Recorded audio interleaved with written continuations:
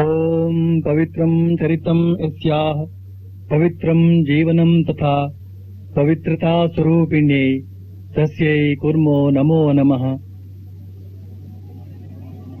ಒಂದು ದಿನ ಬೆಳಿಗ್ಗೆ ಶ್ರೀಮಾತೆಯವರು ತಮಗೆ ತಮ್ಮ ಶಿಷ್ಯರುಗಳಿಂದ ಬಂದ ಪತ್ರಗಳನ್ನು ಓದಿಸಿ ಕೇಳ್ತಾ ಇದ್ರು. ಒಬ್ಬ ಶಿಷ್ಯ ಬರೆದ ಪತ್ರದಲ್ಲಿ ಆತ ಭಗವಂತನ ಮೇಲೆಯೇ ಕೋಪಿಸಿಕೊಂಡ ಹಾಗಿತ್ತು ಧಾಟಿ.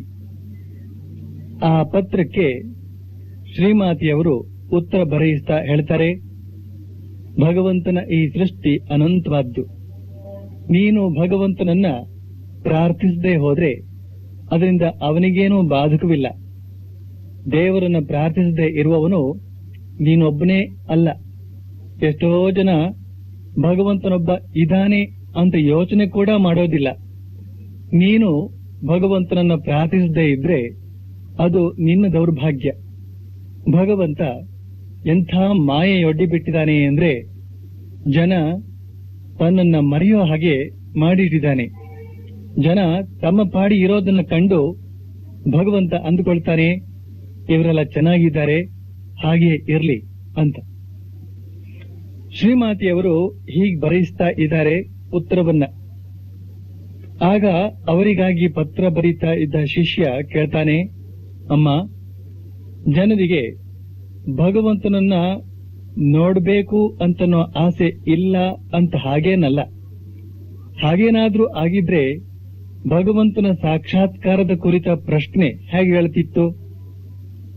ಆದ್ರೆ ವಿಷಯ ಏನು ಅಂತಂದ್ರೆ, ಜನ ಯಾವ ಭಗವಂತನನ್ನ ತಮ್ಮವನೇ ಅಂತ ಭಾವಿಸಿ ದರ್ಶನ ಮಾಡಬೇಕು ಅಂತ ಬಯಸ್ತಾರೋ ಆ ಭಗವಂತ ದೂರ ದೂರಕ್ಕೆ ಸರಿತಾ ಇರೋ ಹಾಗೆ ಕಾಣ್ತದೆ.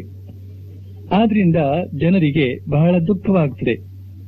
ಆದ್ರೆ ಆ ಬುದ್ಧ, ಚೈತನ್ಯ, ಕ್ರಿಸ್ತ ಇವರೆಲ್ಲ ತಮ್ಮ ಭಕ್ತವೃಂದದ ಯೋಗಕ್ಷೇಮಕ್ಕಾಗಿ ಎಷ್ಟೊಂದು ಮಾಡಿದ್ದಾರೆ ಅಂತ ಹೇಳ್ತಾನೆ ಶಿಷ್ಯ. ಆಗ ಶ್ರೀಮಾತೆಯವರು ಹೇಳ್ತಾರೆ, ಶ್ರೀರಾಮಕೃಷ್ಣರ ಉದ್ದೇಶವೂ ಅದೇ. ಅವರು ತಮ್ಮ ಭಕ್ತರ ಯೋಗಕ್ಷೇಮ ನೋಡಿಕೊಡ್ತಾರೆ. ಉದಾಹರಣೆಗೆ ನೋಡು, ನಾನೇ ಶ್ರೀರಾಮಕೃಷ್ಣರನ್ನು ಪ್ರಾರ್ಥಿಸಿಕೊಳ್ತೇನೆ, ಪ್ರಭು ನಿನ್ನ ಭಕ್ತರು ಎಲ್ಲೇ ಇರಲಿ, ಅವರೆಲ್ಲರನ್ನೂ ನೀನು ಆಶೀರ್ವದಿಸು, ನಾನು ಅವರೆಲ್ಲರನ್ನೂ ನೆನಪಿಟ್ಕೊಳ್ಳಾರೆ ಅಂತ. ನೀನೇ ನೋಡೀಗ ಅವರೇ ಎಲ್ಲವನ್ನೂ ಮಾಡ್ತಿದ್ದಾರೆ. ಇಲ್ಲದೆ ಹೋದ್ರೆ ನನ್ನ ಬಳಿಗೆ ಇಷ್ಟೊಂದು ಜನ ಹೇಗೆ ಬರೋದಕ್ಕೆ ಸಾಧ್ಯ ಅಂತ ಹೇಳ್ತಾರೆ ಶ್ರೀಮಾತೆಯವರು. ಆಗ ಶಿಷ್ಯ ಹೇಳ್ತಾನೆ, ಅದು ನಿಜ ಅಂತ. ಬಳಿಕ ಕೇಳ್ತಾನೆ, ಇನ್ನೊಂದು ವಿಷಯ ಏನು ಅಂದ್ರೆ, ಈ ಕಾಳಿ, ದುರ್ಗೆ, ಕೃಷ್ಣ ಮೊದಲಾದವರನ್ನ ದೇವರು ಅಂತ ಭಾವಿಸೋದಕ್ಕೆ ತುಂಬಾ ಸುಲಭ. ಆದ್ರೆ ಮನುಷ್ಯನನ್ನ ದೇವರು ಅಂತ ಸ್ವೀಕರಿಸೋದು ಸಾಧ್ಯವೇ ಅಂತ. ಆಗ ಶ್ರೀಮಾತೆಯವರು ಹೇಳ್ತಾರೆ, ಅದೆಲ್ಲ ಭಗವಂತನ ಕೃಪೆಯನ್ನ ಅವಲಂಬಿಸಿಕೊಂಡಿದೆ ಅಂತ. ಈ ವಿಷಯ ಅಲ್ಲಿಗೆ ಮುಗಿಯಿತು. ಒಂದೆರಡು ದಿನದ ಮೇಲೆ ಒಬ್ಬ ಯುವಕ ಭಕ್ತ ಶ್ರೀಮಾತೆಯವರ ಬಳಿಗೆ ಬಂದ. ಆ ಶಿಷ್ಯ ಈ ಯುವಕ ಭಕ್ತನನ್ನು ತೋರಿಸ್ತಾ ಹೇಳ್ತಾನೆ, ಅಮ್ಮ, ಅಂದು ಆ ಪತ್ರ ಬರೆದವನು ಇವನೇ ಅಂತ. ಆಗ ಶ್ರೀಮಾತೆಯವರು ಹೇಳ್ತಾರೆ, ಓ ಹಾಗೇನು, ಇವನು ಒಳ್ಳೆ ಹುಡುಗ ಅಂತ ಹೀಗೆ ಹೇಳಿ ಬಳಿಕ ಆ ಯುವಕ ಭಕ್ತನ ಹತ್ತಿರ ಹೇಳ್ತಾರೆ, ನೋಡಪ್ಪ, ಕೆಳಗೆ ಹರಿಯೋದೇ ನೀರಿನ ಸ್ವಭಾವ. ಆದ್ರೆ ಸೂರ್ಯನ ಕಿರಣಗಳು ಆ ನೀರನ್ನ ಮೇಲೆತ್ತಿ ಆಕಾಶಕ್ಕೆ ಏರಿಸುತ್ತವೆ. ಹಾಗೇನೇನೆ ನಿಕೃಷ್ಟ ವಿಷಯಗಳ ಕಡೆಗೆ ಹರಿಯೋದೇ ಈ ಮನಸ್ಸಿನ ಸ್ವಭಾವ. ಆದ್ರೆ ಭಗವಂತನ ಕೃಪೆಯಿಂದ ಈ ಮನಸ್ಸು ಉತ್ಕೃಷ್ಟ ವಿಚಾರಗಳ ಕಡೆಗೆ ಹರಿಯುವಂತಾಗುತ್ತದೆ ಅಂತ.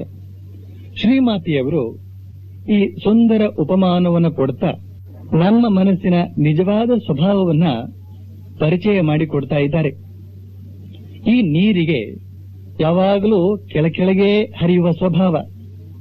ಒಳ್ಳೆ ಇಳಿಜಾರ ನೆಲ ಸಿಕ್ಕಿದ್ರಂತೂ ಬಹಳ ವೇಗವಾಗಿ ಹರಿದುಕೊಂಡು ಹೋಗಿಬಿಡುತ್ತದೆ. ಈ ನೀರು ಹರಿಯೋದು ಯಾವುದರ ಮೇಲೆ? ನೆಲದ ಮೇಲೆ. ಯಾವ ನೆಲ? ಸಿಮೆಂಟ್ ನೆಲವೇ? ಅಲ್ಲ, ಮಣ್ಣು ನೆಲ, ಕೊಳೆ ನೆಲ. ಈ ಕೊಳೆ ನೆಲದ ಉದ್ದಕ್ಕೂ ಈ ನೀರು ಹರಿತಾ ಹರಿತಾ ಹರಿತಾ ತಾನು ಕೊಳೆಯಾಗಿ ಬಿಡ್ತದೆ. ಕೊಳೆಯಾದ್ದು ಅಲ್ಲದೆ ಕೊನೆಗೆ ಸಾಗರವನ್ನ ಸೇರಿ ಉಪ್ಪಾಗಿ ಬಿಡುತ್ತದೆ. ಈಗ ಆ ಕೊಳೆ ನೀರಿನಿಂದಲೇ ಆಗ್ಲಿ, ಈ ಉಪ್ಪು ನೀರಿನಿಂದಲೇ ಆಗ್ಲಿ, ಯಾರಿಗೇನು ಪ್ರಯೋಜನ? ಕೊಳೆ ನೀರನ್ನು ಕುಡಿದ್ರೆ ಹೊಟ್ಟೆ ಕೆಟ್ಟು ಹೋಗಿ ಬಿಡುತ್ತದೆ. ಉಪ್ಪು ನೀರು ಕುಡಿದ್ರೆ ಹೊಟ್ಟೆಗೆ ಬೆಂಕಿ ಇಟ್ಟಾಗಿ ಬಿಡುತ್ತದೆ. ಹೀಗೆ ಈ ನೀರು ಕೆಳಗೆ ಹರಿದು ಕೊಳೆಯಾದ್ರೂ, ಸಮುದ್ರ ಸೇರಿ ಉಪ್ಪಾದ್ರೂ, ಆಕಾಶದಲ್ಲಿ ಬೆಳಗುವ ಸೂರ್ಯ ತನ್ನ ಕಿರಣಗಳು ಅಂತನ್ನುವ ಕೈಗಳಿಂದ ಆ ನೀರನ್ನ ಮೇಲಕ್ಕೆ ಎತ್ತುತ್ತಾನೆ, ಆಕಾಶದ ಎತ್ತರಕ್ಕೆ ಎತ್ತುತ್ತಾನೆ. ಆದ್ರೆ ಆ ಸೂರ್ಯ ಕಿರಣಗಳ ಪವಾಡ ಶಕ್ತಿ ಅಂತಹದ್ದು. ಅವು ಕೇವಲ ನೀರನ್ನ ಮೇಲಕ್ಕೆ ಎತ್ತುತ್ತವೆಯೇ ಹೊರತು ಈ ಕೊಳೆಯನ್ನು ಅಲ್ಲ, ಆ ಉಪ್ಪನ್ನು ಅಲ್ಲ. ಈಗ ಆ ಭಾರವಾದ ನೀರನ್ನ ಆಕಾಶದ ಎತ್ತರಕ್ಕೆ ಹೇಗೆತ್ತುತ್ತವೆ ಅಂತ ಕೇಳಿದ್ರೆ, ನೀರನ್ನ ಆವಿಯಾಗಿಸಿ ಮೋಡದ ರೂಪದಿಂದ ಮೇಲಕ್ಕೆ ಎತ್ತುತ್ತವೆ. ಪುನಃ ಈ ಮೋಡ ಮಳೆಗಾರದಾಗ ಜಗದ ಜನರಿಗೆ ಅಮೃತದಂಥ ನೀರು ಸಿಗುತ್ತದೆ. ಹಾಗೇನೇನೆ ನಮ್ಮ ಮನಸ್ಸಿನ ಸ್ವಭಾವ ನೀರಿನ ಹಾಗೆ ಕೆಳಕೆಳಗೆ ಹರಿಯುವಂತಹದ್ದು. ಈ ಮನಸ್ಸು ಕೆಳಮುಖವಾಗಿ ಎಲ್ಲಿಗೆ ಹರಿಯುತ್ತದೆ? ವಿಷಯ ವಸ್ತುಗಳ ಕಡೆಗೆ. ಈ ವಿಷಯ ವಸ್ತುಗಳಲ್ಲಿ ಹರಿದಾಡಿದ ಮನಸ್ಸು ಮಲಿನಮಯವಾಗುತ್ತದೆ.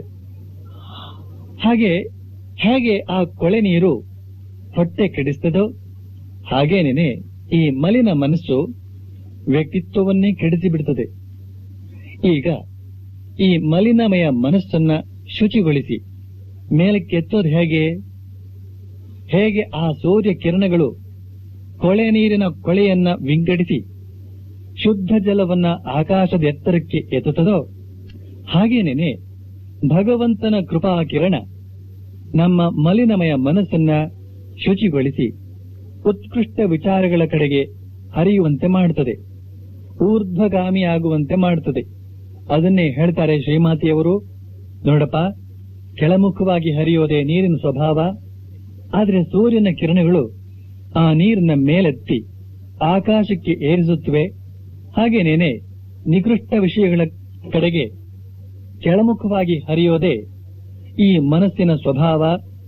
ಆದರೆ ಭಗವಂತನ ಕೃಪೆಯಿಂದ ಈ ಮನಸ್ಸು ಉತ್ಕೃಷ್ಟ ವಿಚಾರಗಳ ಕಡೆಗೆ ಹರಿಯುವಂತಾಗುತ್ತದೆ ಅಂತ. ಒಮ್ಮೆ ಶ್ರೀಮಾತೆಯವರು ಆವೇಶಭರಿತರಾಗಿ ಹೇಳ್ತಾರೆ, ಶುದ್ಧ ಮನಸ್ಸೊಂದಿದ್ದು ಬಿಟ್ರೆ ಯಾಕೆ ಧ್ಯಾನ ಮಾಡೋದಕ್ಕೆ ಸಾಧ್ಯವಿಲ್ಲ? ಯಾಕೆ ದೇವರನ್ನು ಕಾಣೋದಕ್ಕೆ ಸಾಧ್ಯವಿಲ್ಲ? ಶುದ್ಧ ಮನಸ್ಸಿನವನು ಜಪಕ್ಕೆ ಕುಳಿತರೆ ಅವನ ಹೃದಯದೊಳಗೆ ಭಗವನ್ ನಾಮ ತಾನೇ ತಾನಾಗಿ ಉಕ್ಕಿ ಬರ್ತದೆ. ಆಗ ಅವನು ಭಗವನ್ ನಾಮವನ್ನ ಉಚ್ಚರಿಸೋದಕ್ಕೆ ಕಷ್ಟವನ್ನೇನೂ ಪಡಬೇಕಾಗೋದಿಲ್ಲ. ಆದರೆ ಸಾಧಕನಾದವನು ಆಲಸ್ಯಕ್ಕೆ ಅವಕಾಶ ಕೊಡದೆ ಕ್ಲುಪ್ತ ಸಮಯದಲ್ಲಿ ಜಪಧ್ಯಾನದ ಅಭ್ಯಾಸ ಮಾಡಿರಬೇಕಾಗುತ್ತದೆ. ನಾನು ದಕ್ಷಿಣೇಶ್ವರದಲ್ಲಿದ್ದ ದಿನಗಳಲ್ಲಿ ಬೆಳಿಗ್ಗೆ 3 ಗಂಟೆಗೆ ಎದ್ದು ಜಪಧ್ಯಾನ ಅಭ್ಯಾಸ ಮಾಡ್ತಾ ಇದ್ದೆ. ಒಂದು ದಿನ ನನಗೆ ಮೈ ಸರಿ ಇಲ್ಲದೆ ಇದ್ದುದರಿಂದ ಸ್ವಲ್ಪ ತಡವಾಗಿ ಎದ್ದೆ. ಮರುದಿನ ಆಲಸ್ಯದಿಂದಾಗಿ ಇನ್ನೂ ಸ್ವಲ್ಪ ತಡವಾಗಿ ಎದ್ದೆ.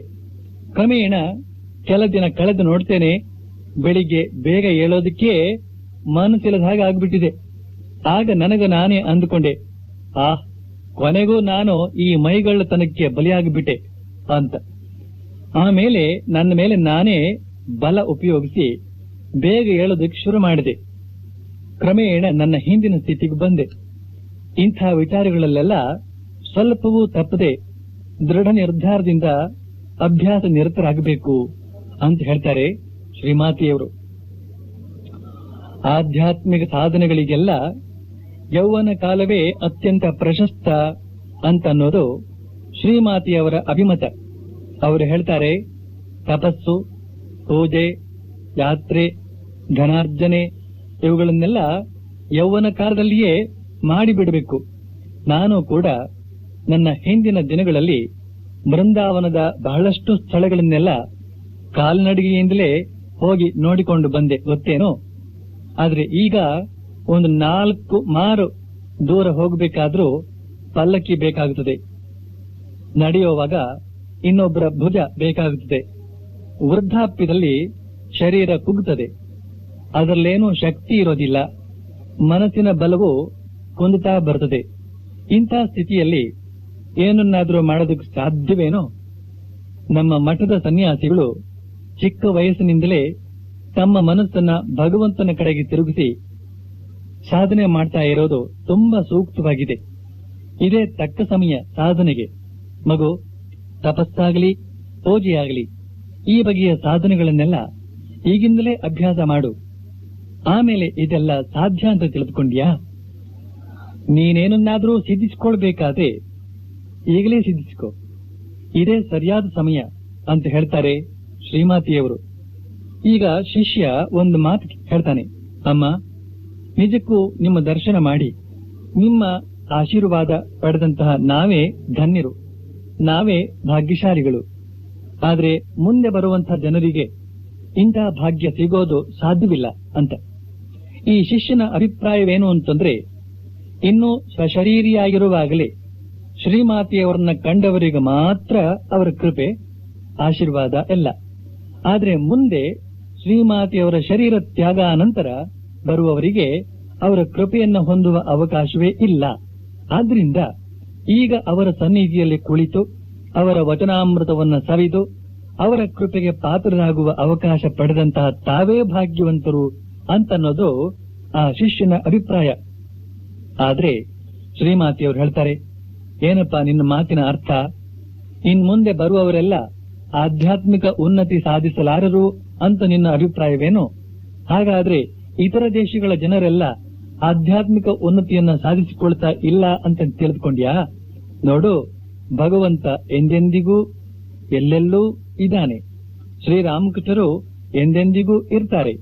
ಮುಂದೆ ಬರುವವರು ಕೂಡ ಶ್ರೀರಾಮಕೃಷ್ಣರ ಕೃಪೆಯಿಂದ ಆಧ್ಯಾತ್ಮಿಕ ಉನ್ನತಿಯನ್ನ ಸಾಧಿಸಿಕೊಳ್ತಾರೆ ಅಂತ ಹೇಳ್ತಾರೆ ಶ್ರೀಮಾತೆಯವರು.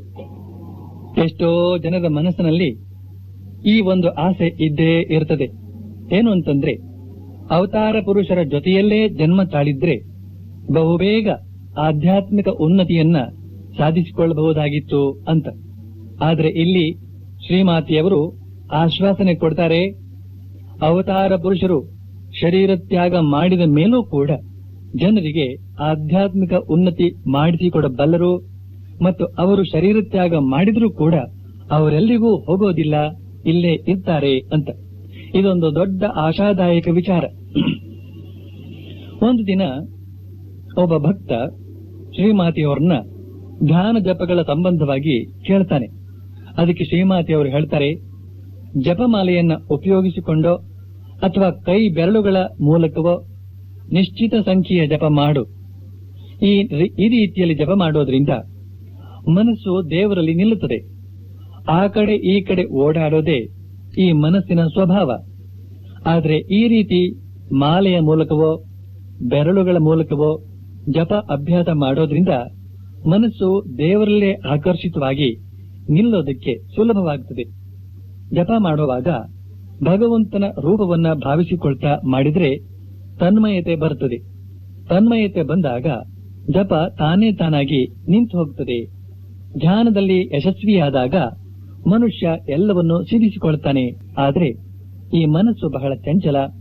ಆದ್ರಿಂದ ಧ್ಯಾನ ಪ್ರಾರಂಭಿಸುವ ಮೊದಲಿಗೆ ಸ್ವಲ್ಪ ಪ್ರಾಣಾಯಾಮ ಮಾಡುವುದು ಒಳ್ಳೆಯದು. ಈ ಪ್ರಾಣಾಯಾಮ ಮನಸ್ಸನ್ನ ಸ್ಥಿರಗೊಳಿಸೋದಕ್ಕೆ ಸಹಾಯ ಮಾಡುತ್ತದೆ. ಆದ್ರೆ ಈ ಪ್ರಾಣಾಯಾಮವನ್ನ ಅತಿಯಾಗಿ ಮಾಡಬಾರದು. ಹಾಗೆ ಮಾಡಿದ್ರೆ ತಲೆ ಬಿಸಿ ಏರಿಬಿಡುತ್ತದೆ. ನೋಡು, ಈ ಭಗವಂತನ ಸಾಕ್ಷಾತ್ಕಾರದ ಕುರಿತಾಗಿ ನೀನು ಎಷ್ಟು ಬೇಕಾದರೂ ಹೇಳು, ಎಷ್ಟು ಬೇಕಾದರೂ ಕೇಳು, ಆದ್ರೆ ನಿನ್ನ ಮನಸ್ಸು ಸ್ಥಿರವಾಗದೆ ನೀನೇನೂ ಪಡಿಲಾರೆ. ಈ ಮನಸ್ಸೇ ಎಲ್ಲಕ್ಕೂ ಮೂಲ ಕಾರಣ ಅಂತ ಹೇಳ್ತಾರೆ ಶ್ರೀಮಾತೆಯವರು.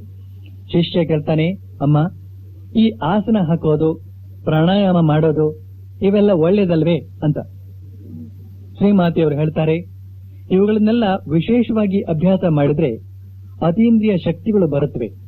ಆದರೆ ಈ ಅತೀಂದ್ರಿಯ ಶಕ್ತಿಗಳು ಸಾಧಕನನ್ನ ಆಧ್ಯಾತ್ಮಿಕ ಜೀವನದಿಂದ ವಿಮುಖಗೊಳಿಸಿ ಬಿಡುತ್ತವೆ ಅಂತ. ಶಿಷ್ಯ ಕೇಳ್ತಾನೆ, ಅಮ್ಮ, ತೀರ್ಥಕ್ಷೇತ್ರಗಳಿಗೆ ಯಾತ್ರೆ ಹೋಗೋದು ಒಳ್ಳೇದಲ್ವೇ ಅಂತ. ಆಗ ಶ್ರೀಮಾತೆಯವರು ಹೇಳ್ತಾರೆ, ಇರುವ ಸ್ಥಳದಲ್ಲೇ ಮನಸ್ಸು ಸ್ಥಿರವಾಗಿರೋ ಹಾಗಿದ್ರೆ ತೀರ್ಥಾಟನೆ ಮಾಡಬೇಕಾಗಿಲ್ಲ ಅಂತ. ಶಿಷ್ಯ ಹೇಳ್ತಾನೆ, ಅಮ್ಮ, ನನಗೆ ಧ್ಯಾನ ಮಾಡೋದಕ್ಕೆ ಸಾಧ್ಯವಾಗ್ತಾ ಇಲ್ಲ, ದಯವಿಟ್ಟು ನನ್ನ ಕುಂಡಲಿನಿಯನ್ನ ಜಾಗೃತಗೊಳಿಸಿಕೊಡಿ ಅಂತ. ಶ್ರೀಮಾತೆಯವರು ಹೇಳ್ತಾರೆ, ನೋಡು, ಅದು ಸಕಾಲದಲ್ಲಿ ಜಾಗೃತಗೊಳ್ಳುತ್ತದೆ. ಜಪ ಧ್ಯಾನ ಮಾಡ್ತಾ ಹೋಗು. ಈ ಕುಂಡಲಿನಿ ತಾನೇ ತಾನಾಗಿ ಏಳೋದಿಲ್ಲ, ಜಪಧ್ಯಾನದಿಂದ ಏಳ್ತದೆ. ನಿರಂತರವಾಗಿ ಧ್ಯಾನದ ಅಭ್ಯಾಸ ಮಾಡ್ತಾ ಹೋಗೋದರ ಮೂಲಕ ಮನಸ್ಸು ಸ್ಥಿರವಾಗುತ್ತದೆ. ಆಗ ಧ್ಯಾನಾಭ್ಯಾಸವನ್ನ ಬಿಡೋದಕ್ಕೆ ಮನಸ್ಸಾಗೋದಿಲ್ಲ. ಆದ್ರೆ ನಿನ್ನ ಮನಸ್ಸು ಧ್ಯಾನ ಮಾಡುವ ಸ್ಥಿತಿಯಲ್ಲಿ ಇಲ್ಲದಾಗ ಅದರ ಮೇಲೆ ಬಲ ಉಪಯೋಗಿಸಬೇಡ. ಇಂಥ ಸ್ಥಿತಿಯಲ್ಲಿ ಕುಳಿತಲೇ ನಮಸ್ಕಾರ ಮಾಡಿ ಆಸನದಿಂದ ಎದ್ದು ಬಿಡು. ನಿಜವಾದ ಧ್ಯಾನದಲ್ಲಿ ಒಂದು ಸಹಜತೆ ಇರ್ತದೆ. ಅಂದ್ರೆ ಅದು ಸುಲಭವಾಗಿ ಆಗ್ತದೆ, ತಾನೇ ತಾನಾಗಿ ಆಗ್ತದೆ ಅಂತ. ಶಿಷ್ಯ ಕೇಳ್ತಾನೆ, ಅಮ್ಮ, ನಮ್ಮ ಮನಸ್ಸು ಯಾಕೆ ಸ್ಥಿರವಾಗಿ ನಿಲ್ಲೋದಿಲ್ಲ? ನಾನು ಭಗವಂತನ ಮೇಲೆ ಧ್ಯಾನ ಮಾಡೋದಕ್ಕೆ ಶುರು ಮಾಡಿದ್ರೆ ನನ್ನ ಮನಸ್ಸು ಬೇರೆ ಬೇರೆ ವಸ್ತುಗಳನ್ನೆಲ್ಲ ನೆನಪಿಸಿಕೊಳ್ಳೋದಕ್ಕೆ ಶುರು ಮಾಡುತ್ತದೆ ಅಂತ. ಶ್ರೀಮಾತೆಯವರು ಹೇಳ್ತಾರೆ, ಮನಸ್ಸು ಪ್ರಾಪಂಚಿಕ ವಿಷಯಗಳ ಕಡೆಗೆ ಹರಿದಾಡಿದ್ರೆ ಅದು ಒಳ್ಳೇದಲ್ಲ. ಪ್ರಾಪಂಚಿಕ ವಿಷಯಗಳು ಅಂದ್ರೆ ಹಣ, ಸಂಸಾರ, ಪ್ರಾಪಂಚಿಕ ಸುಖ ಇತ್ಯಾದಿ. ಆದ್ರೆ ನಾವು ಯಾವ ಕೆಲಸ ಕಾರ್ಯಗಳನ್ನ ಕೈಗೊಂಡಿರ್ತೇವೋ ಆ ಕೆಲಸ ಕಾರ್ಯಗಳ ಕಡೆಗೆ ಮನಸ್ಸು ಹೋಗೋದು ಸ್ವಾಭಾವಿಕ. ಆಗ ಧ್ಯಾನ ಕಷ್ಟವಾದ್ರೆ ಜಪ ಮಾಡು. ಜಪದಿಂದಲೂ ಭಗವಂತನ ಸಾಕ್ಷಾತ್ಕಾರ ಆಗ್ತದೆ. ಒಂದು ವೇಳೆ ನಿನಗೆ ಧ್ಯಾನ ಮಾಡೋ ಮನಸ್ಸಾದ್ರೆ ಸರಿಯೇ ಸರಿ ಮಾಡು.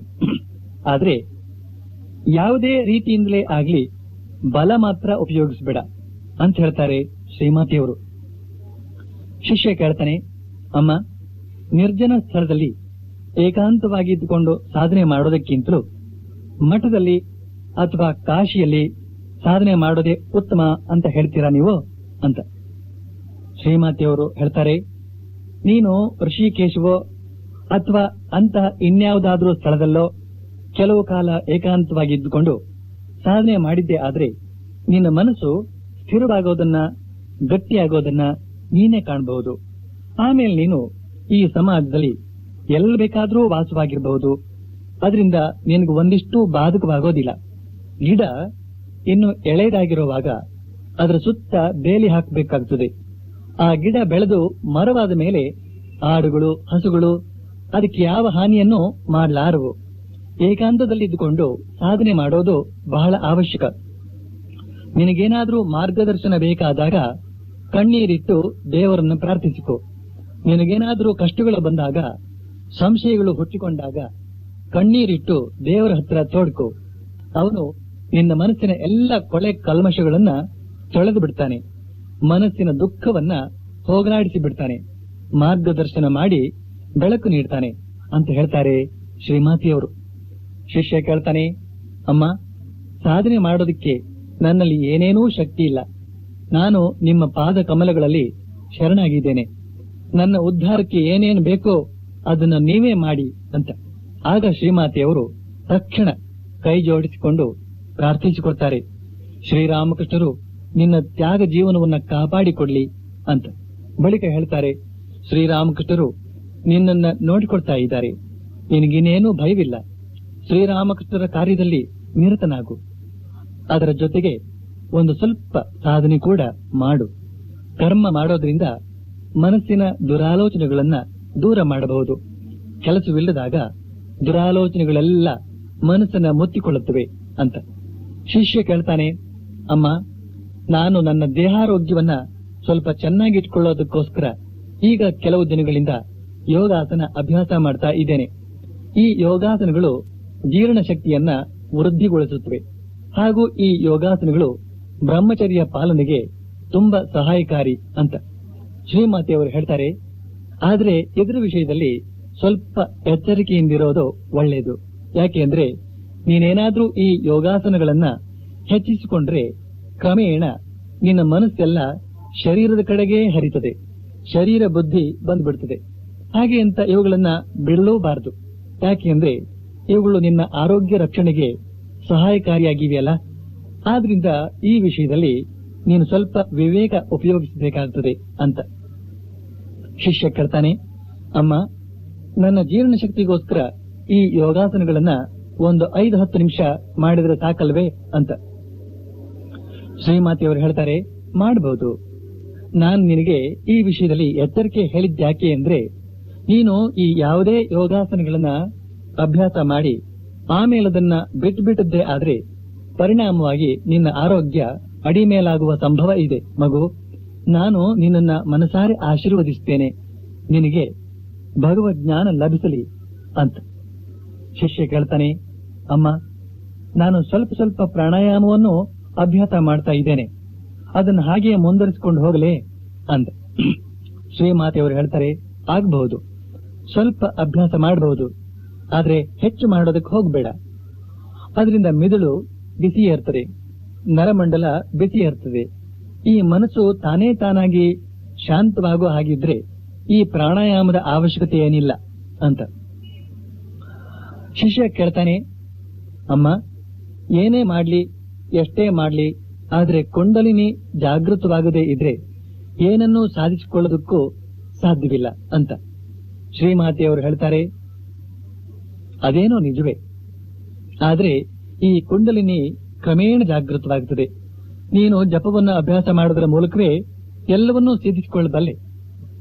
ನಿನ್ನ ಮನಸ್ಸು ಶಾಂತವಾಗಿಲ್ಲದೆ ಇದ್ರೂ ಕೂಡ ಒಂದು ಸ್ಥಳದಲ್ಲಿ ಕುಳಿತುಕೊಂಡು ಲಕ್ಷಗಟ್ಟಲೆ ಜಪ ಮಾಡ್ತಾ ಬಾ.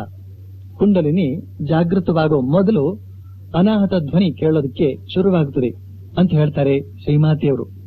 ಶಿಷ್ಯ ಕೇಳ್ತಾನೆ, ನಿಮ್ಮ ಅಭಿಪ್ರಾಯದಲ್ಲಿ ಆಧ್ಯಾತ್ಮಿಕ ಸಾಧನೆ ಮಾಡೋದಕ್ಕೆ ಯಾವ ಸ್ಥಳ ಉತ್ತಮ ಅಂತ. ಶ್ರೀಮಾತೆಯವರು ಹೇಳ್ತಾರೆ, ನಿನ್ನ ಪಾಲಿಗೆ ಕಾಶಿ ಉತ್ತಮವಾದ ಸ್ಥಳ. ನೋಡು, ಈ ಆಧ್ಯಾತ್ಮಿಕ ಸಾಧನೆಯ ಉದ್ದೇಶವೇನು ಅಂತಂದ್ರೆ ಮನಸ್ಸನ್ನ ಭಗವಂತನ ಪಾದಪದ್ಮಗಳಲ್ಲಿ ನೆಲೆನಿಲ್ಲಿಸೋದು, ಮನಸ್ಸನ್ನ ಭಗವದ್ ಭಾವನೆಯಲ್ಲೇ ನೆಲೆಗೊಳಿಸೋದು. ಸಾಧ್ಯವಾದಷ್ಟು ಜಪ ಮಾಡ್ತಾ ಹೋಗು ಅಂತ. ಶಿಷ್ಯ ಕೇಳ್ತಾನೆ, ಅಮ್ಮ, ನನ್ನಿಂದ ಗಾಢವಾಗಿ ಧ್ಯಾನ ಮಾಡೋ ಹಾಗೆ, ಭಗವದ್ ಭಾವದಲ್ಲಿ ಸದಾ ಮುಳುಗಿರೋ ಹಾಗೆ ನನಗೆ ಆಶೀರ್ವಾದ ಮಾಡಿ ಅಂತ. ಆಗ ಶ್ರೀಮಾತೆಯವರು ಅವನ ತಲೆಯ ಮೇಲೆ ಕೈ ಇಟ್ಟು ಹೃತ್ಪೂರ್ವಕವಾಗಿ ಆಶೀರ್ವಾದ ಮಾಡ್ತಾ ಹೇಳ್ತಾರೆ, ಯಾವಾಗಲೂ ನಿತ್ಯ ಯಾವುದು ಅನಿತ್ಯ ಯಾವುದು ಅಂತ ವಿವೇಚಿಸ್ತಾ ಇರು ಅಂತ. ಶಿಷ್ಯ ಹೇಳ್ತಾನೆ, ಅಮ್ಮ, ವಿವೇಕವನ್ನು ಅಭ್ಯಾಸ ಮಾಡಬೇಕು ಅಂತ ಹೇಳೋದೇನೋ ಸುಲಭ, ಆದ್ರೆ ವಿವೇಚಿಸಬೇಕಾದ ಸಂದರ್ಭ ಬಂದಾಗ ನಾವು ಎಲ್ಲವನ್ನೂ ಮರೆತೇ ಬಿಡ್ತೇವೆ. ಕೆಲವು ಸಂದರ್ಭಗಳಲ್ಲಿ ಸೋತು ಹೋಗಿ ಬಿಡ್ತೇವೆ. ಅಮ್ಮ, ನಾನು ಯಾವಾಗಲೂ ಸರಿದಾರಿಯಲ್ಲೇ ನಡೆಯುವ ಹಾಗೆ, ಎಂತಹ ವಿಷಮ ಪರಿಸ್ಥಿತಿಯಲ್ಲೂ ನಾನು ದಾರಿ ತಪ್ಪಿ ನಡೆಯದ ಹಾಗೆ ನನಗೆ ಶಕ್ತಿ ಕೊಡಿ ಅಂತ. ಅದಕ್ಕೆ ಶ್ರೀಮಾತೆಯವರು ಹೇಳ್ತಾರೆ, ಶ್ರೀರಾಮಕೃಷ್ಣರು ನೀನನ್ನ ಸದಾ ಕಾಪಾಡ್ಲಿ, ನಿನಗೆ ಜ್ಞಾನ ಭಕ್ತಿ ವೈರಾಗ್ಯ ಲಭಿಸಲಿ ಅಂತ. ಶಿಷ್ಯ ಹೇಳ್ತಾನೆ, ಅಮ್ಮ, ಯಾವುದಾದ್ರೂ ಏಕಾಂತ ಸ್ಥಳದಲ್ಲಿ ಇದ್ದುಕೊಂಡು ಸಾಧನೆಯಲ್ಲಿ ಮುಳುಗಿ ಬಿಡಬೇಕು ಅಂತ ನನಗೆ ತುಂಬಾ ಮನಸ್ಸಾಗಿದೆ ಅಂತ. ಶ್ರೀಮಾತೆಯವರು ಹೇಳ್ತಾರೆ, ಬಹಳ ಒಳ್ಳೆಯದು, ಇದೇ ಸರಿಯಾದ ಕಾಲ. ಆಧ್ಯಾತ್ಮಿಕ ಸಾಧನೆಗಳನ್ನ ಕೈಕೊಳ್ಳೋದಕ್ಕೆ ಇದೇ ಸರಿಯಾದ ವಯಸ್ಸು. ನೀನು ಅವುಗಳನ್ನ ಅಭ್ಯಾಸ ಮಾಡಲೇಬೇಕು. ಆದ್ರೆ ಊಟದ ವಿಷಯದಲ್ಲಿ ಸ್ವಲ್ಪ ಎಚ್ಚರಿಕೆಯಿಂದಿರು. ಯೋಗೇನ್ ತುಂಬಾ ಕಷ್ಟಪಟ್ಟು ಕಠಿಣ ತಪಸ್ಸು ಮಾಡಿದ, ಇದರ ಪರಿಣಾಮವಾಗಿ ಚಿಕ್ಕ ವಯಸ್ಸಿನಲ್ಲೇ ತೀರಿಕೊಂಡ ಅಂತ. ಇನ್ನೊಬ್ಬ ಭಕ್ತ ಕೇಳ್ತಾನೆ, ಅಮ್ಮ, ನಮ್ಮ ಜೀವನ ಕ್ರಮ ಹೇಗಿರಬೇಕು ಅಂತ. ಈ ಭಕ್ತನ ಅಭಿಪ್ರಾಯ ಏನು ಅಂತಂದ್ರೆ, ತಮ್ಮ ಜೀವನದಲ್ಲಿ ಈ ಆಧ್ಯಾತ್ಮಿಕ ಸಾಧನೆಯನ್ನ ಸೇರಿಸಿಕೊಂಡಾಗ ಸಂಪಾದನೆ, ಹಣಕಾಸು, ಮನೆ ವಾರ್ತೆಯ ಕರ್ತವ್ಯಗಳು ಇವುಗಳೆಲ್ಲ ಹೇಗಿರಬೇಕು ಅಂತ.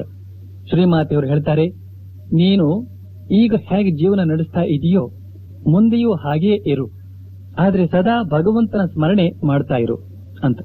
ಅಂತಂದ್ರೆ ಕೈಗಳು ಸಂಸಾರ ಕಾರ್ಯದಲ್ಲಿ ಇರಲಿ, ಮನಸ್ಸು ಭಗವಂತನಲ್ಲಿ ಇರಲಿ ಅಂತ.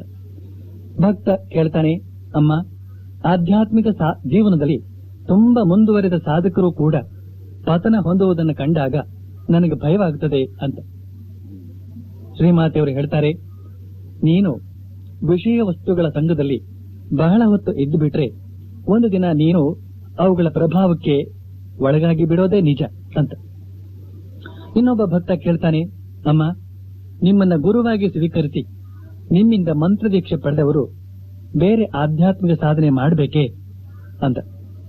ಶ್ರೀಮಾತೆಯವರು ಹೇಳ್ತಾರೆ, ಅದೇನೋ ನಿಜ, ಆದ್ರೆ ವಿಷಯ ಏನು ಅಂತಂದ್ರೆ, ಈಗ ಕೋಣೆಯಲ್ಲಿ ಅಕ್ಕಿ, ಬೇಳೆ, ತರಕಾರಿ ಇರಬಹುದು, ಆದ್ರೆ ಅವುಗಳನ್ನ ನಾವು ತಿನ್ನಬೇಕಾದ್ರೆ ಅಡಿಗೆ ಮಾಡ್ಬೇಕಲ್ವೇ?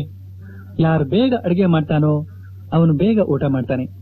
ಕೆಲವರು ಬೆಳಗ್ಗೆಯೇ ಊಟ ಮಾಡ್ತಾರೆ, ಕೆಲವರು ಸಾಯಂಕಾಲ ಊಟ ಮಾಡ್ತಾರೆ, ಇನ್ನು ಕೆಲವರು ಊಟವೇ ಇಲ್ಲದೆ ಉಪವಾಸ ಮಲಗುತ್ತಾರೆ. ಯಾಕೆ ಅಂದ್ರೆ ಅವರಿಗೆ ಅಡಿಗೆ ಮಾಡೋದಕ್ಕೆ ಸೋಮಾರಿತನ ಅಂತ.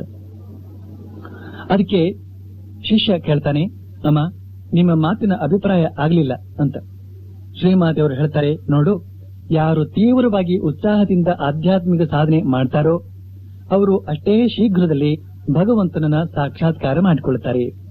ಆದ್ರೆ ಯಾರು ಸಾಧನೆಯನ್ನ ಸರಿಯಾದ ರೀತಿಯಲ್ಲಿ ಮಾಡೋದಿಲ್ವೋ ಅವರು ತಮ್ಮ ಜೀವನದ ಕೊನೆಯ ಗಳಿಗೆಯಲ್ಲಿ ಭಗವಂತನನ್ನ ಸೇರ್ತಾರೆ. ಆದ್ರೆ ಯಾರು ಏನನ್ನೂ ಮಾಡದೆ ಕೇವಲ ಹರಟೆಯಲ್ಲೇ ಕಾಲ ಕಳೀತಾರೋ ಅವರಿಗೆ ಹಲವು ಜನ್ಮಗಳ ಮೇಲೆಯೇ. ಇನ್ನೊಬ್ಬ ಭಕ್ತ ಕೇಳ್ತಾನೆ, ಅಮ್ಮ, ಬ್ರಹ್ಮಜ್ಞಾನವನ್ನು ಪಡೆದುಕೊಳ್ಳೋದು ಹೇಗೆ? ಅದನ್ನೇನು ಕ್ರಮಾಗತವಾಗಿ ಅಭ್ಯಾಸ ಮಾಡಿ ಪಡಿಬೇಕೆ ಅಥವಾ ಇದ್ದಕ್ಕಿದ್ದಂತೆಯೇ ಅದನ್ನು ಪಡಿಬಹುದೇ ಅಂತ. ಶ್ರೀಮಾತೆಯವರು ಹೇಳ್ತಾರೆ, ಬ್ರಹ್ಮಜ್ಞಾನದ ಮಾರ್ಗ ಬಹಳ ಕಷ್ಟಕರ. ನೀನು ಶ್ರೀರಾಮಕೃಷ್ಣರನ್ನ ಪ್ರಾರ್ಥಿಸ್ತಾ ಹೋಗು, ಅವರೇ ನಿನಗೆ ಸಕಾಲದಲ್ಲಿ ಬ್ರಹ್ಮಜ್ಞಾನವನ್ನು ಕೊಡ್ತಾರೆ ಅಂತ. ಶ್ರೀಮಾತೆಯವರು ನೀಡಿದ ಪ್ರತಿಯೊಂದು ಬೋಧನೆಗೂ ಶಾಸ್ತ್ರಗಳ ಆಧಾರವನ್ನು ಕೊಡಬಹುದು, ಉಪನಿಷತ್ತುಗಳ ಆಧಾರವನ್ನು ಕೊಡಬಹುದು, ಭಗವದ್ಗೀತೆಯ ಆಧಾರವನ್ನು ಕೊಡಬಹುದು. ಶಾಸ್ತ್ರಗಳು, ಉಪನಿಷತ್ತುಗಳು, ಭಗವದ್ಗೀತೆ ಇವುಗಳ ಬೋಧನೆಯನ್ನ ತಿಳಿಯೋದು ಸುಲಭ ಸಾಧ್ಯವಲ್ಲ. ಆದರೆ ಶ್ರೀಮಾತೆಯವರು ಅದೇ ಬೋಧನೆಗಳನ್ನ ಅತ್ಯಂತ ಸರಳವಾಗಿ ತಾಯಿ ಮಗುವಿಗೆ ತಿಳಿಸಿಕೊಡುವ ಹಾಗೆ ತಿಳಿಸಿಕೊಡ್ತಾ ಇದ್ದಾರೆ. ಉದಾಹರಣೆಗೆ, ಈಗ ತಾನೇ ನೋಡಿದಂತಹ ಒಂದು ಮಾತು, ಬ್ರಹ್ಮಜ್ಞಾನದ ಮಾರ್ಗ ಬಹಳ ಕಷ್ಟಕರ, ನೀನು ಶ್ರೀರಾಮಕೃಷ್ಣರನ್ನ ಪ್ರಾರ್ಥಿಸ್ತಾ ಹೋಗು, ಅವರೇ ನಿನಗೆ ಸಕಾಲದಲ್ಲಿ ಬ್ರಹ್ಮಜ್ಞಾನವನ್ನು ಕೊಡ್ತಾರೆ ಅಂತ ಈ ಮಾತನ್ನ ನಾವು ಭಗವದ್ಗೀತೆಯಲ್ಲಿ ಕಾಣಬಹುದು. ಶ್ರೀಕೃಷ್ಣ ಹೇಳ್ತಾನೆ, ಕ್ಲೇಶೋಧಿಕತರಸ್ತೇಷಾಂ ಅವ್ಯಕ್ತಾಸಕ್ತ ಚೇತಸಾಂ ಅವ್ಯಕ್ತಾ ಹಿ ಗತಿರ್ದುಃಖಂ ದೇಹವದ್ಭಿರವಾಪ್ಯತೆ ಅಂತಂದ್ರೆ, ಅವ್ಯಕ್ತನಾದ ಪರಬ್ರಹ್ಮವನ್ನ ಪಡೆಯಬೇಕೆಂಬವರಿಗೆ ಕಷ್ಟ ಅಧಿಕ. ಯಾಕೆಂದ್ರೆ ದೇಹಾಭಿಮಾನ ಇರುವುದರಿಂದ ಈ ಅವ್ಯಕ್ತವಾದ ಬ್ರಹ್ಮಜ್ಞಾನದ ಮಾರ್ಗ ಬಹಳ ಕಷ್ಟಕರ ಅಂತ. ಈ ಭಕ್ತ ಶ್ರೀಮಾತೆಯವರನ್ನು ಕೇಳಿದ ಹಾಗೆಯೇ ಅರ್ಜುನ ಶ್ರೀಕೃಷ್ಣನನ್ನ ಕೇಳಿದ್ದ, ಏವಂ ಸತತಯುಕ್ತಾಯೇ ಭಕ್ತಾಸ್ತ್ವಾಂ ಪರಿಯುಪಾಸತೆ ಏಚಾಪ್ಯಕ್ಷರಂ ಅವ್ಯಕ್ತಂ ತೇಷಾಂಕೇ ಯೋಗವಿತ್ತಮಾಹ ಅಂತಂದ್ರೆ, ಕೃಷ್ಣ, ಭಕ್ತರಾದವರು ನಿನ್ನಲ್ಲೇ ಮನನಟ್ಟು ನಿನ್ನ ಉಪಾಸನೆ ಮಾಡ್ತಾರೆ, ಇವರು ಭಕ್ತಿ ಯೋಗಿಗಳು. ಇನ್ನು ಕೆಲವರು ಅವ್ಯಕ್ತವಾದ ಪರಬ್ರಹ್ಮದ ಉಪಾಸನೆ ಮಾಡ್ತಾರೆ, ಇವರು ಜ್ಞಾನಯೋಗಿಗಳು. ಈಗ ಈ ಇಬ್ಬರಲ್ಲಿ ಯಾರು ಹೆಚ್ಚಿನವರು ಅಂತ ಕೇಳ್ತಾನೆ ಅರ್ಜುನ. ಆಗ ಕೃಷ್ಣ ಹೇಳ್ತಾನೆ, ಮಯ್ಯಾವೇಶ್ಯ ಮನೋ ಯೇ ಮಾಂ ನಿತ್ಯಯುಕ್ತ ಉಪಾಸತೆ ಶ್ರದ್ಧೆಯ ಪರಯೋಪೇತಾಸ್ತೆ ಮೇ ಯುಕ್ತತಮಾಮತಾಹ ಅಂತಂದ್ರೆ, ಅರ್ಜುನ, ಯಾರು ನನ್ನಲ್ಲೇ ಮನಸ್ಸನ್ನ ನಿಲ್ಲಿಸಿ ಪರಮಶ್ರದ್ಧೆಯಿಂದ ನನ್ನನ್ನೇ ಉಪಾಸನೆ ಮಾಡ್ತಾರೋ ಅವರೇ ಹೆಚ್ಚಿನವರು ಅಂತ ನನ್ನ ಅಭಿಮತ. ಅಲ್ಲದೆ ಏತ್ವಕ್ಷರಮನಿರ್ದೇಶ್ಯಂ ಅವ್ಯಕ್ತಂ ಪರ್ಯುಪಾಸತೆ ಸರ್ವತ್ರ ಗಮಚಿಂತ್ಯಂಚ ಕೂಟಸ್ಥಮಚಲಂ ಧ್ರುವಂ ಸನ್ನಿಯಮ್ಯೇಂದ್ರಿಯಗ್ರಾಮಂ ಸರ್ವತ್ರ ಸಮಬುದ್ಧಯ ತೇ ಪ್ರಾಪ್ನುವಂತಿ ಮಾಮೇವ ಸರ್ವಭೂತ ಹಿತೇ ರತಾಃ ಅಂತಂದ್ರೆ, ಅವ್ಯಕ್ತನಾದ ಪರಬ್ರಹ್ಮವನ್ನ ಅರಿಯಬೇಕಾದವರು ಸರ್ವವ್ಯಾಪಿಯಾದ ಸ್ಥಿರವಾದ ಆಲೋಚನೆಗೆ ಸಿಗದ ಆ ಪರಬ್ರಹ್ಮ ವಸ್ತುವನ್ನು ಅರಿಯಬೇಕಾದವರು ಸರ್ವೇಂದ್ರಿಯಗಳನ್ನು ನಿಗ್ರಹ ಮಾಡಿಕೊಂಡು ಸರ್ವತ್ರವೂ ಸಮಬುದ್ಧಿಯಿಂದ ಇದ್ದುಕೊಂಡು ಉಪಾಸನೆ ಮಾಡಿದರೂ ಕೂಡ ಕೊನೆಗೆ ಅವರು ಹೊಂದುವುದು ನನ್ನನ್ನೇ, ತೇ ಪ್ರಾಪ್ನುವಂತಿ ಮಾಮೇವ ಅಂತ ಹೇಳ್ತಾನೆ ಕೃಷ್ಣ. ಆದ್ರಿಂದ ನಾವು ಸುಲಭನಾದ ಸಾಕಾರ ದೇವರನ್ನ ಪ್ರಾರ್ಥಿಸಿಕೊಂಡು ಅವನ ಕೃಪೆಗೆ ಪಾತ್ರರಾಗಿ ಬಿಟ್ರೆ ನಿರಾಕಾರ ಪರಬ್ರಹ್ಮದ ಅನುಭವವನ್ನ ಅವನೇ ಮಾಡಿಸಿಕೊಡ್ತಾನೆ. ಅದನ್ನೇ ಶ್ರೀಮಾತೆಯವರು ಆ ಭಕ್ತನಿಗೆ ಹೇಳ್ತಾರೆ, ನೋಡು, ಬ್ರಹ್ಮಜ್ಞಾನದ ಮಾರ್ಗ ಬಹಳ ಕಷ್ಟಕರ, ನೀನು ಶ್ರೀರಾಮಕೃಷ್ಣರನ್ನ ಪ್ರಾರ್ಥಿಸ್ತಾ ಹೋಗು, ಅವರೇ ನಿನಗೆ ಸಕಾಲದಲ್ಲಿ ಬ್ರಹ್ಮಜ್ಞಾನವನ್ನ ಕೊಡ್ತಾರೆ ಅಂತ ಕೊಡ್ತಾರೆ ಅಂತ ಕೊಡ್ತಾರೆ ಅಂತ ಕೊಡ್ತಾರೆ ಅಂತ. ಇನ್ನೊಮ್ಮೆ ಒಬ್ಬ ಭಕ್ತ ಕೇಳ್ತಾನೆ, ಅಮ್ಮ, ಈ ಪ್ರಪಂಚದಲ್ಲಿದ್ದುಕೊಂಡೇ ಸಾಧನೆ ಮಾಡಿ ಸಿದ್ಧಿಸಿಕೊಳ್ಳಬಹುದೇ ಅಂತ. ಅದಕ್ಕೆ ಶ್ರೀಮಾತೆಯವರು ಹೇಳ್ತಾರೆ, ಮಗು, ಈ ಪ್ರಪಂಚ ಅಂದ್ರೆ ಒಂದು ದೊಡ್ಡ ಇಳಕಲು ಜಾಗ. ಈ ಇಳಿಜಾರಿನಲ್ಲಿ ಒಮ್ಮೆ ಕಾಲಿಟ್ರೆ ಸಾಕು, ಮನುಷ್ಯ ಎಲ್ಲಿಯವರೆಗೆ ಜಾರಿಕೊಂಡು ಹೋದಾನು ಅಂತ ಹೇಳೋದಕ್ಕಿಲ್ಲ. ಹಾಗೇನೇನೆ ಈ ಪ್ರಪಂಚದಲ್ಲಿ ಒಮ್ಮೆ ಸಿಕ್ಕಿ ಹಾಕಿಕೊಂಡು ಬಿಟ್ರೆ ಮತ್ತೆ ಅದರಿಂದ ಮೇಲೆದ್ದು ಬರೋದು ಬಹಳ ಪ್ರಯಾಸದ ಕೆಲಸ. ಬ್ರಹ್ಮ ವಿಷ್ಣು ಮಹೇಶ್ವರರು ಕೂಡ ಈ ಪ್ರಪಂಚಕ್ಕೆ ಬಂದ್ರೆ ಪ್ರಜ್ಞೆ ಕಳೆದುಕೊಂಡು ಬಿಡ್ತಾರೆ. ಇನ್ನು ಮನುಷ್ಯರ ಮಾತೇನಿದೆ? ಭಗವನ್ನಾಮ ಜಪ ಮಾಡ್ತಾ ಇರು. ಹೀಗೆ ಮಾಡ್ತಾ ಇದ್ರೆ ಒಂದಲ್ಲ ಒಂದು ದಿನ ಭಗವಂತ ನಿನ್ನ ಬಂಧನಗಳನ್ನ ಕತ್ತರಿಸಿ ನಿನ್ನನ್ನ ಮುಕ್ತನನ್ನಾಗಿ ಮಾಡ್ತಾನೆ. ಏನಪ್ಪಾ, ಭಗವಂತನೇ ಸ್ವತಃ ಈ ಬಂಧನಗಳನ್ನ ಬಿಡಿಸದೇ ಇದ್ರೆ ಜೀವಿ ಮುಕ್ತನಾಗೋದು ಅಂತಿದೆಯೇನು? ಭಗವಂತನಲ್ಲಿ ಪೂರ್ಣ ಶ್ರದ್ಧೆ ಇಡು. ಮಕ್ಕಳು ತಂದೆ ತಾಯಂದ್ರನ್ನ ಆಶ್ರಯಿಸಿಕೊಂಡಿರುವ ಹಾಗೆ ಶ್ರೀರಾಮಕೃಷ್ಣರಲ್ಲಿ ಶರಣಾಗು ಅಂತ ಹೇಳ್ತಾರೆ ಶ್ರೀಮತಿಯವರು. ಭಕ್ತ ಕೇಳ್ತಾನೆ, ಅಮ್ಮ, ಕೆಲವರೆಲ್ಲ ಹೇಳ್ತಾರೆ ಈ ಕರ್ಮದ ಮೂಲಕ ಏನನ್ನೂ ಸಾಧಿಸೋದಕ್ಕೆ ಸಾಧ್ಯವಿಲ್ಲ. ಈ ಆಧ್ಯಾತ್ಮಿಕ ಜೀವನದಲ್ಲಿ ಯಶಸ್ವಿಗಳಾಗಬೇಕಾದ್ರೆ ಜಪಧ್ಯಾನಗಳ ಮೂಲಕವೇ ಆಗಬೇಕು ಅಂತ. ಆಗ ಶ್ರೀಮಾತೆಯವರು ಹೇಳ್ತಾರೆ, ಅವರಿಗೆ ಹೇಗ್ ಗೊತ್ತು ಯಾವುದರ ಮೂಲಕ ಯಶಸ್ವಿಗಳಾಗೋದಕ್ಕೆ ಸಾಧ್ಯ, ಯಾವುದರ ಮೂಲಕ ಸಾಧ್ಯವಿಲ್ಲ ಅಂತ ಅವರಿಗೆ ಹೇಗ್ ಗೊತ್ತು? ಏನು, ಕೆಲವು ದಿನ ಜಪಧ್ಯಾನ ಮಾಡಿದಷ್ಟ್ರಿಂದಲೇನೆ ಎಲ್ಲವನ್ನೂ ಸಿದ್ಧಿಸಿಕೊಂಡು ಬಿಡ್ತಾರಂತೇನೋ? ಮಹಾಮಾಯೆ ದಾರಿ ಬಿಟ್ಟುಕೊಡದೆ ಇದ್ರೆ ಯಾರೂ ಏನನ್ನೂ ಸಿದ್ಧಿಸಿಕೊಳ್ಳೋದಕ್ಕಾಗೋದಿಲ್ಲ. ನೀನ್ ನೋಡ್ಲಿಲ್ವೇ, ಆ ಮನುಷ್ಯ ತನ್ನ ಶಕ್ತಿ ಮೀರಿ ಸಾಧನೆ ಮಾಡಿ ತಲೆ ಕೆಡಿಸಿಕೊಂಡದ್ದನ್ನ? ತಲೆ ಕೆಟ್ಟು ಹೋದ ಮೇಲೆ ಇನ್ನೇನಿದೆ ಅಲ್ಲಿ? ಜೀವನವೇ ದಂಡ. ಮನುಷ್ಯ ಬುದ್ಧಿ ತುಂಬಾ ಚಂಚಲ. ಈ ಬುದ್ಧಿ ತಿರುಗಣೆ ಮೊಳೆ ಇದ್ದ ಹಾಗೆ. ಒಂದು ತಿರುಗಣೆ ಸಡಿಲವಾದರೂ ಸಾಕು, ಮನುಷ್ಯ ಹುಚ್ಚನಾಗಿ ಬಿಡ್ತಾನೆ. ಅಥವಾ ಈ ಮನುಷ್ಯ ತಾನು ಬಹಳ ಬುದ್ಧಿವಂತ ಅಂತ ತಿಳಿದುಕೊಂಡು ಅಹಂಕಾರ ಪಟ್ಟದ್ದೇ ಆದ್ರೆ ಮಹಾಮಾಯೆಯ ಸುಳಿಯೊಳಗೆ ಸಲೀಸಾಗಿ ಸಿಕ್ಕಿಕೊಂಡು ಬಿಡ್ತಾನೆ.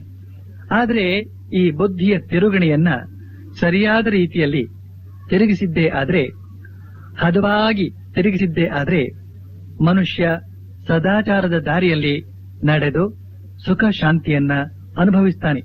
ಆದ್ರಿಂದ ಯಾವಾಗಲೂ ಭಗವಂತನನ್ನ ಸ್ಮರಿಸ್ತಾ ಸದ್ಬುದ್ಧಿಗಾಗಿ ಪ್ರಾರ್ಥಿಸಿಕೊಳ್ಳಬೇಕು. ದಿನದ ಪ್ರತಿ ನಿಮಿಷವೂ ಜಪಧ್ಯಾನದಲ್ಲೇ ನಿರತರಾಗಿರಬಲ್ಲ ಧೀರರು ಎಷ್ಟು ಜನ ಇದ್ದಾರೆ? ಮೊದಮೊದಲೇನೋ ಬಹಳ ಹೊತ್ತು ಸಾಧನೆ ಮಾಡ್ತಾ ಕುಳಿತುಕೊಳ್ಳಬಹುದು. ಆದ್ರೆ ಬರ್ತಾ ಬರ್ತಾ ಜಪದ ಆಸನದ ಮೇಲೆ ಕುಳಿತು ಕುಳಿತು ತಲೆ ಬಿಸಿಯೇರಿ ಆ ಮನುಷ್ಯನ ಹಾಗೆ ತಲೆ ಕೆಡಿಸಿಕೊಂಡು ಜೀವನ ವ್ಯರ್ಥ ಮಾಡಿಕೊಳ್ತಾರೆ. ಇಂಥವರೆಲ್ಲ ಏನೇನನ್ನೋ ಯೋಚಿಸ್ತಾ ಅಶಾಂತಿಗೆ ಗುರಿಯಾಗಿ ನರಳುತ್ತಾ ಇರ್ತಾರೆ. ಆದ್ರಿಂದ ಧ್ಯಾನದ ಹೆಸರಿನಲ್ಲಿ ಮನಸ್ಸನ್ನ ಅಂಡರಿಯೋದಕ್ಕೆ ಬಿಡೋದಕ್ಕಿಂತ ಸತ್ಕರ್ಮದಲ್ಲಿ ನಿರತರಾಗಿರೋದು ಒಳ್ಳೆಯದು. ಯಾಕೆಂದ್ರೆ ಈ ಮನಸ್ಸಿಗೆ ಸ್ವೇಚ್ಛೆಯಾಗಿ ಅಲಿಯೋದಕ್ಕೆ ಅವಕಾಶ ಕೊಟ್ರೆ ಅದು ಮುಂದೆ ದೊಡ್ಡ ಭ್ರಮೆಯೊಳಗೆ ಸಿಕ್ಕಿಕೊಳ್ಳುತ್ತದೆ. ಆದ್ರಿಂದಲೇ ನನ್ನ ನರೇಂದ್ರ ಬಹಳ ಬುದ್ಧಿ ಉಪಯೋಗಿಸಿ ಈ ಮಠವನ್ನ ಸ್ಥಾಪಿಸಿದ. ಇಲ್ಲಿ ಸಾಧಕರು ನಿಷ್ಕಾಮ ಕರ್ಮ ಮಾಡ್ತಾ ಮನಸ್ಸನ್ನ ಶುದ್ಧಿಗೊಳಿಸಿಕೊಳ್ಳೋದಕ್ಕೆ ಅವಕಾಶವಾಯಿತು ಅಂತ ಹೇಳ್ತಾರೆ ಶ್ರೀಮಾತೆಯವರು. ಆಧ್ಯಾತ್ಮಿಕ ಜೀವನದಲ್ಲಿ ಈ ಕರ್ಮಕ್ಕೆ ಒಂದು ಅತ್ಯಂತ ವಿಶೇಷವಾದ ಸ್ಥಾನ ಇದೆ. ಇದರ ಮರ್ಮವನ್ನ ಸರಿಯಾಗಿ ಅರಿತುಕೊಳ್ಳದೆ ಜನ ಸುಮ್ಮನೆ ಸಡಿಲವಾಗಿ ಮಾತಾಡ್ತಾರೆ. ಕರ್ಮಕ್ಕಿಂತ ಜಪಧ್ಯಾನವೇ ಮೇಲು ಅಂತ. ಇಲ್ಲಿ ಶ್ರೀಮಾತೆಯವರು ಆ ಕುರಿತಾಗಿ ತಮ್ಮ ನಿಶ್ಚಿತ ಅಭಿಪ್ರಾಯವನ್ನ ಹೇಳ್ತಾ ಇದ್ದಾರೆ. ಧ್ಯಾನ ಜಪದ ಹೆಸರಿನಲ್ಲಿ ಮನಸ್ಸನ್ನ ಅಲೆಯೋದಕ್ಕೆ ಬಿಡೋದಕ್ಕಿಂತ ಒಂದಿಷ್ಟು ಸತ್ಕರ್ಮ ನಿರತರಾಗಿರುವುದು ತುಂಬಾ ಶ್ರೇಯಸ್ಕರ ಅಂತ. ನಿಜಕ್ಕೂ ಮನುಷ್ಯ ಮಾಡುವ ಕರ್ಮವನ್ನ ನೋಡಿದರೆ ಅವನ ಮನಸ್ಸು ಯಾವ ಮಟ್ಟದಲ್ಲಿದೆ ಅಂತ ಅನ್ನೋದನ್ನ ಬಹಳ ಸುಲಭವಾಗಿ ಪತ್ತೆ ಹಚ್ಚಿ ಬಿಡಬಹುದು.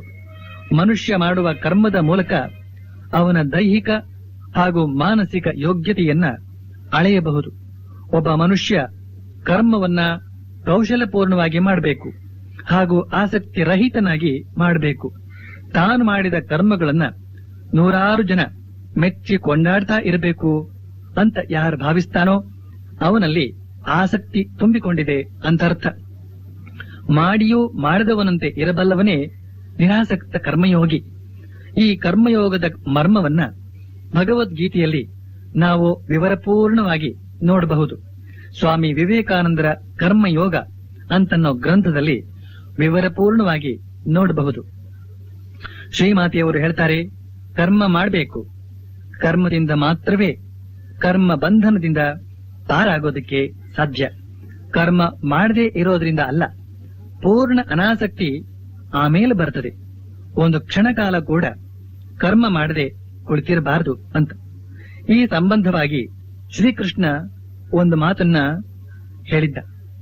ನಹಿ ಕಶ್ಚಿತ್ ಕ್ಷಣಮಪಿ ಜಾತು ತಿಷ್ಠತ್ಯ ಕರ್ಮ ಕೃತ್ ಕಾರ್ಯತೆ ಹವಶಃ ಕರ್ಮ ಸರ್ವ ಪ್ರಕೃತಿಜೈರ್ಗುಣೈಃ.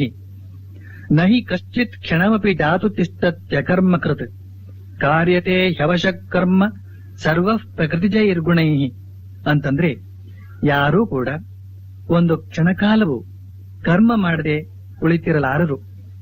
ಏಕೆಂದ್ರೆ ಅವರವರ ಪ್ರಕೃತಿಯೇ ಅವರನ್ನ ಬಲವಂತದಿಂದ ಕರ್ಮ ಮಾಡಿಸ್ತದೆ, ಕರ್ಮದಲ್ಲಿ ನಿಯುಕ್ತಗೊಳಿಸ್ತದೆ ಅಂತ. ಹೀಗೆ ನಮ್ಮ ಸ್ವಭಾವದಲ್ಲೇ ಕರ್ಮ ಮಾಡುವ ಬುದ್ಧಿ ಇರುವಾಗ ಇದನ್ನ ಮಾಡಿಯೇ ಇದರ ಬಂಧನದಿಂದ ಬಿಡಿಸಿಕೊಳ್ಳುವ ಉಪಾಯವನ್ನು ಹೇಳಿಕೊಡ್ತಾ ಇದ್ದಾರೆ ಶ್ರೀಮಾತೆಯವರು. ಕರ್ಮದಿಂದ ಮಾತ್ರವೇ ಕರ್ಮ ಬಂಧನದಿಂದ ಬಿಡಿಸಿಕೊಳ್ಳೋದಿಕ್ಕೆ ಸಾಧ್ಯ ಅಂತ. ಒಮ್ಮೆ ಒಬ್ಬಾಕೆ ನೆಲಗುಡಿಸಿ ಪೊರಕೆಯನ್ನ ಅಸಡ್ಡೆಯಿಂದ ಎಸೆದು ಬಿಡ್ತಾಳೆ. ಅವಳ ಅಭಿಪ್ರಾಯ ಏನು ಅಂತಂದ್ರೆ, ಈ ಪೊರಕೆಯನ್ನ ಆ ಮೂಲೆಯವರೆಗೆ ಎತ್ತಿಕೊಂಡು ಹೋಗಿ ಇಡಬೇಕಾದ್ದೇನಿದೆ, ಇಲ್ಲಿಂದಲೇ ಎಸೆದು ಬಿಟ್ರೆ ಅದು ಅದರ ಮೂಲೆಗೆ ಹೋಗಿ ಬಿದ್ದಿರ್ತದೆ ಅಂತ. ಆದ್ರೆ ಅದನ್ನ ಗಮನಿಸಿದ ಶ್ರೀಮಾತೆಯವರು ಅವಳಿಗೆ ಹೇಳ್ತಾರೆ, ಏನಿದು, ಗುಡಿಸಿದ ಬಳಿಕ ಆ ಪರಕೆಯನ್ನ ಅಸಡ್ಡೆಯಿಂದ ಎಸೆದು ಬಿಟ್ಟಿಯಲ್ಲ, ಅದನ್ನ ಆ ಮೂಲೆಗೆ ಎಸೆಯೋದಕ್ಕೆ ಎಷ್ಟು ಸಮಯ ಹಿಡಿತದೆಯೋ ಸರಿಯಾಗಿ ಇಡೋದಕ್ಕೂ ಅಷ್ಟೇ ಸಮಯ ಸಾಕು. ವಸ್ತು ಸಣ್ಣದಾದರೂ ಕ್ಷುಲ್ಲಕ ಅಂತ ತಿಳಿಬೇಡ. ಪುನಃ ನಿನಗೆ ಆ ಪರಕೆ ಬೇಕಾಗದೇನು, ಅತಿ ಚಿಕ್ಕ ಕೆಲಸವನ್ನು ಗೌರವದಿಂದ ಮಾಡಬೇಕು ಅಂತ ಹೇಳ್ತಾರೆ ಶ್ರೀಮಾತೆಯವರು. ಈ ಕರ್ಮ ಎಷ್ಟು ಪ್ರಯೋಜನಕಾರಿಯೋ ಹಾಗೆಯೇ ಜಪಧ್ಯಾನವೂ ಕೂಡ ಅಷ್ಟೇ ಪ್ರಯೋಜನಕಾರಿ. ಅದರಲ್ಲಿ ಈ ಜಪ ಅತ್ಯಂತ ಸುಲಭದ ಸಾಧನೆ. ಶ್ರೀಮಾತೆಯವರು ಒಬ್ಬಳು ಗೃಹಸ್ಥ ಭಕ್ತಳಿಗೆ ಹೇಳ್ತಾರೆ, ನೋಡು, ನೀನು ಗೃಹಸ್ಥೆ, ನಿನಗೆ ಹಲವಾರು ಕೆಲಸ ಕಾರ್ಯಗಳಿರುತ್ತವೆ. ಆದ್ರಿಂದ ನಿನಗೆ ದೇವರ ಪೂಜೆ ಮಾಡೋದಕ್ಕೆ ಅವಕಾಶ ಆಗದೆ ಹೋಗಬಹುದು. ಆದ್ರೆ ನೀನೇನು ಯೋಚಿಸಬೇಡ, ನಾನು ನಿನಗೆ ಮಂತ್ರ ದೀಕ್ಷೆ ಕೊಟ್ಟಿದ್ದೇನಲ್ಲ, ಆ ಮಂತ್ರವನ್ನ ಜಪಿಸು. ಅದರ ಮೂಲಕ ನೀನು ಎಲ್ಲವನ್ನೂ ಸಿದ್ಧಿಸಿಕೊಳ್ಳಬಹುದು ಅಂತ. ಇನ್ನೊಬ್ಬ ಭಕ್ತ ಕೇಳ್ತಾನೆ, ಅಮ್ಮ, ನಾನೇನೋ ಜಪ ಅಭ್ಯಾಸ ಮಾಡ್ತಾ ಇದ್ದೇನೆ, ಆದ್ರೆ ಮನಸ್ಸು ಯಾಕೋ ಏಕಾಗ್ರವಾಗೋದಿಲ್ಲ, ಏಕಾಗ್ರತೆಯೇ ಬರ್ತಾ ಇಲ್ವಲ್ಲ, ಯಾಕೆ ಅಂತ. ಶ್ರೀಮಾತೆಯವರು ಹೇಳ್ತಾರೆ, ನಿನ್ನ ಮನಸ್ಸು ಏಕಾಗ್ರವಾಗಿರ್ತದೋ ಇಲ್ವೋ ಅದನ್ನೆಲ್ಲ ನೋಡದೆ ಒಂದೇ ಸಮನೆ ಜಪ ಮಾಡ್ತಾ ಹೋಗು. ಕಾಲಕ್ರಮೇಣ ಮನಸ್ಸು ಸ್ಥಿರವಾಗ್ತದೆ. ಜೊತೆಗೆ ಸ್ವಲ್ಪ ವಿವೇಚನೆ ಮಾಡ್ತಾ ಇರು. ಮನಸ್ಸು ಯಾವುದಾದ್ರೂ ವಸ್ತುವಿನ ಕಡೆಗೆ ಆಕರ್ಷಿತವಾದ್ರೆ ಪುನಃ ಎಳೆದು ತಂದು ಭಗವಂತನಲ್ಲಿ ನಿಲ್ಲಿಸು ಅಂತ.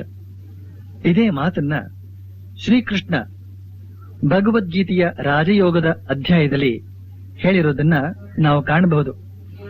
ಶನೈ ಶನೈರುಪರಮೇತ್ ಬುದ್ಧ್ಯಾ ಧೃತಿ ಗೃಹೀತಯ ಆತ್ಮ ಸಂಸ್ಥಂ ಮನಃಕೃತ್ವ ನ ಕಿಂಚಿದಪಿ ಚಿಂತಯೇತ್.